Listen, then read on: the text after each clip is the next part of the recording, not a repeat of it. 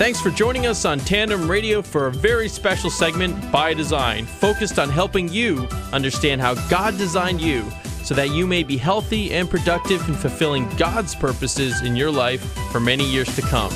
Now let's join our host, health expert and public speaker, Dr. James Proodian. Welcome to the By Design radio program. My name is Dr. James Proodian of Proodian Healthcare and ProodianHealthcare.com, where health literacy is the key to longevity. And as long as God has us on this side of eternity, my show is designed to help you and your families feel better, function better, and live as many quality disease-free years as possible. Thanks for joining me this week. I'm looking at my calendar of events, and I cannot believe this is my 30th show. And I'm real excited about that. We're in the middle of the topic of nutrition. So this is week number 14 of nutrition. I told you guys that this topic is going to continue. I probably have a couple of weeks left. And we're actually going to start a new foundational subject matter called digestion. We'll probably start that today and get into it more aggressively next week. And then we're going to be moving into metabolic syndrome, which is also called Syndrome X, or insulin resistance. This is the pre-diabetes state that so many Americans are in. And in that sort of waiting pattern, waiting for the diagnosis of type 2 diabetes. And you know me by now that our show is designed not to wait for the disease, but to take action prior to the diagnosis, because something like metabolic syndrome is reversible. So we want to get on that prior to the diagnosis of type 2 diabetes. Our Bible verse, Luke 1:37, "For with God nothing is impossible." And that is the staple of our show, because I find that health education, in a manner in which it's presented, which inspires people to make positive changes in their eating habits, their psychological patterns, and their physical patterns, can make profound changes in their life. And I just want to look at it from the perspective that with better education or health literacy, we can make those daily changes in our life, those immediate action steps, to have a profound impact to the way we feel, the way we function, and how long we live. This past week, I did two public speaking events, one at IOA, which is an insurance company, and the other at Wentworth Property Management. These were both lunch and learn events for their staff. I have a company called Wellness at Work, and I've been a public speaker for 20 years now. And what was great about both of these seminars, I kind of like when I get scheduled, I had to do stress management at both events. I do 60 to 70 events a year, so I never know which of the 30 different programs that I do they're going to ask for. So it was a very stressful week, not so much for me, but talking about stress. And I wanted to bring to light that some of the previous shows, stress is one of the foundational subject matters, so go back and listen to it. Today I wanted to start the show with a conversation I had with a friend. He actually is my uncle. I met him when I was 5 years old, and now I'm 47. So Mike and I have been friends and have known each other for well over 40 years. And he's one of the brightest, just most sensible, level-headed people that the Lord has blessed me with. And recently I blog every Wednesday at drproodian.com. Please feel free to become a subscriber. And I made the point in one of the shows, and I think there might have been a little bit of confusion, that he believed I might have overstated that I compared taking something that's deadly, like arsenic, and feeding your children arsenic, which none of us would do, because if you gave them too much of arsenic, they would die. Compared to the lifestyle that many Americans, and not just Americans, throughout the world are living, basically equating a quick death to a very slow death. And he thought that was overstated. So we met this week on another matter, and we were talking about it. And I wanted, when I shared with him, maybe I should have went a little more in depth with the substance of what I was stating. I want you guys to understand where I was going with that. If you look at it from the perspective that, we'll use Mike as an example. He said to me, he has type 2 diabetes and he is in his 60s.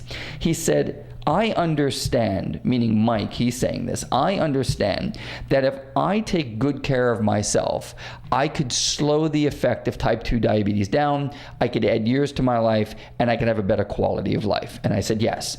And he said, I understand that it's my personal choice that if I don't do good things for myself, I could be inhibiting and hurting myself. And I said, yes, that's correct.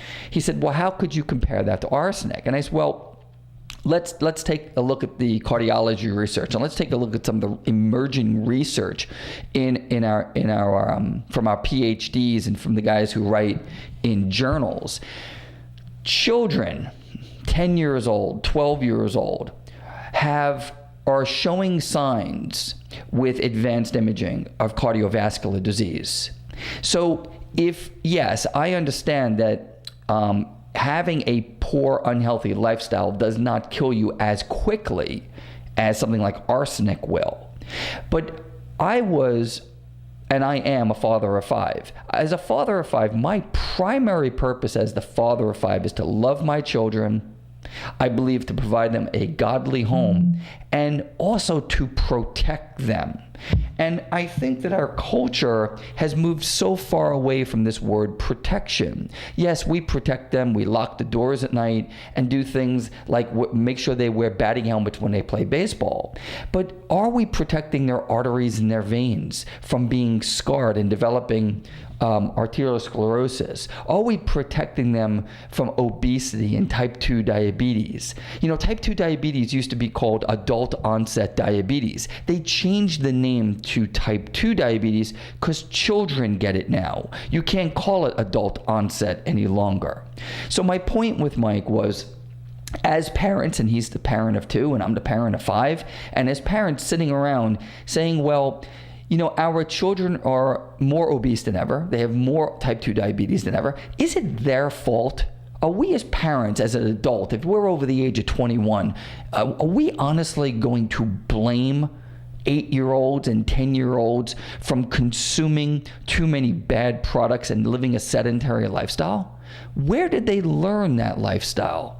So my point with Mike, as a 60-plus-year-old, it is his choice. If he chooses to smoke, which he doesn't, that would be his personal choice. If he chooses to consume excessive amounts of alcohol, that would be his choice. If he chooses to consume a bad diet and live a stressful lifestyle and not exercise, but to blame children for that same lifestyle, I believe is inappropriate and wrong, because my job as a leader in my community, as a father of 5, as the owner of a business and a Christian owner of a business, I believe it's my duty to God and my duty to my children to protect them. And not just protect them from wearing a batting helmet or making sure they're wearing the proper shin guards when they play soccer on the weekends. To protect them from also me having the knowledge to better equip them for man-made illness. Since it's looking between 70 to 90% of all chronic illness is man-made. It doesn't come from our genetics, it comes from our lifestyle.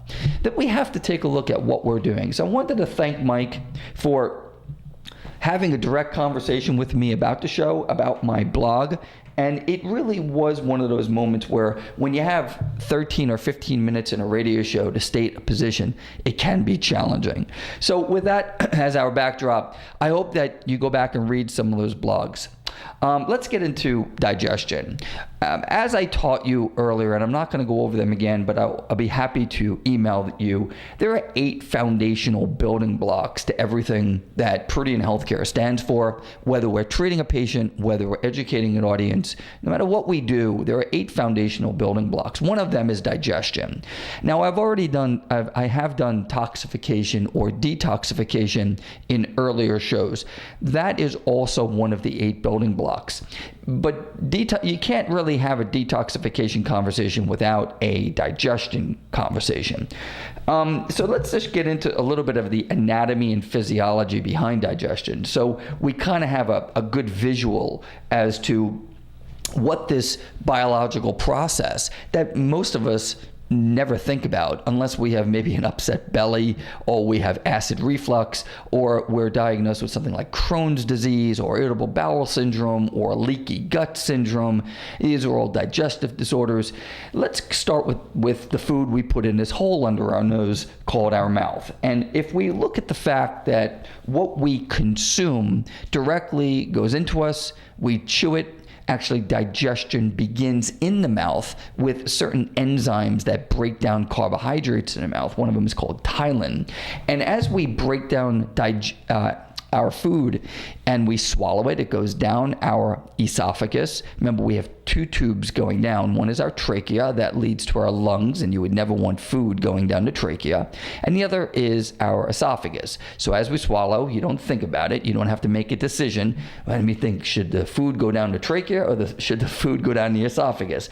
The body is designed to do it for you. It's an amazing miracle. The mechanism of digestion is one of the systems of our bodies that is truly a miracle.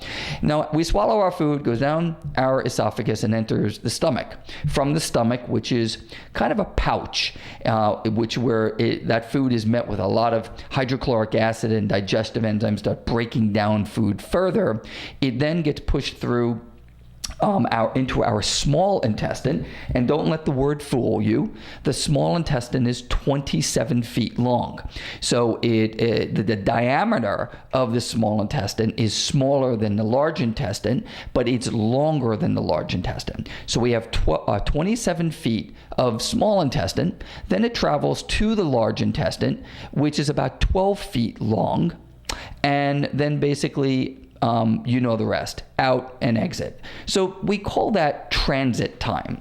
The amount of time that it takes for food from the time it enters our mouth to the time it exits our body as waste, that is called digestion. Part of digestion takes place within the stomach and the small intestine, where your body takes toxins out of the food through the liver, and the liver then decides, am I going to recirculate the good nutrients through the body, or do I make this fat-soluble substance into water-soluble and then dump it into the kidneys or the gallbladder and such for waste? So we pass waste through our urine and through our bowel movements. So digestion is this about 40 feet of garden hose. When you digest food, it's got to travel down this tube. Inside this tube, some amazing things take place, and then the food is broken down into toxic waste, basically, and your body excretes it. We should be moving a bowel anywhere between 1 to 2 times a day. That is proper, healthy digestion. I lean towards 2 times a day. So with that as our quick anatomy of the digestion system, we're going to end today's show as our precursor to next week's show, where we'll pick up on digestion and what digestion means, how we could have a healthy digestion system, which is paramount to good health. And I'll leave you with that. May you have a great week. God bless you. Thank you for listening to the By Design radio program. My name is Dr. James Proodian, and thank you for listening to my show. Have a great week. You've been listening to By Design with Dr. James Proodian of Proodian Healthcare. To learn more, visit us at tandemradio.com, that's tandemradio.com, or on Facebook. And don't forget to email us with your questions. We'd love to hear from you. In the meantime, hope you have a healthy week, and we look forward to you joining us next time for more fantastic insights from Dr. James Proodian on By Design, a special production of Tandem Radio.